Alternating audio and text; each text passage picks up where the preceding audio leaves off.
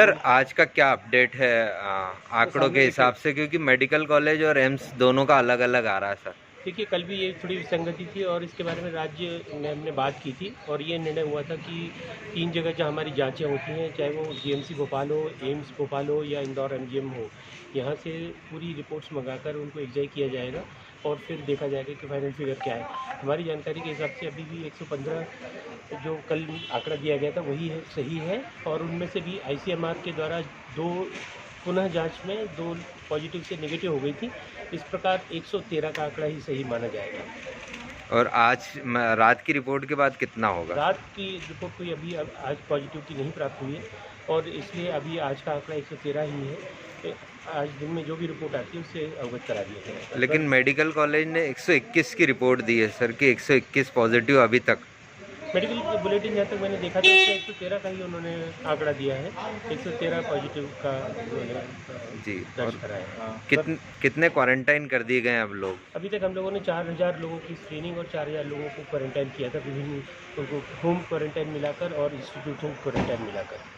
Sir जो positive कल जो रिपोर्ट आई है उसमें आज सुबह जो रिपोर्ट आई है उसमें कोई पॉजिटिव नहीं मिला, तो क्या माना जाए कि इंदौर के लिए एक राहत भरी खबर है? निश्चित तौर पे, जैसा कि मैं पहले भी कह चुका हूँ कि प्रशासन बिल्कुल राइट डायरेक्शन में काम कर रहा था और जो पहले चरण में जो पॉजिटिव मरीज मिले थे उनके समस्त प्राइमरी कॉन्टैक्ट्स को क्वारंटाइन किया जा चुका था और उन्हीं की रिपोर्ट्स उनके जो घर के लोग हैं उन्हें ही अभी तक रिपोर्ट पॉजिटिव आ रही थी। उदाहरण के लिए अगर मैं कल की बात करूं तो कल जो रिपोर्ट्स आई थी उसमें टाटपट्टी वाखल के एक ही परिवार के 9 लोग थे। तो इस तरह से देखा जाए तो एक ही घर में जो पहला मरीज़ था वहीं से सारे लोग संक्रमित हुए थे।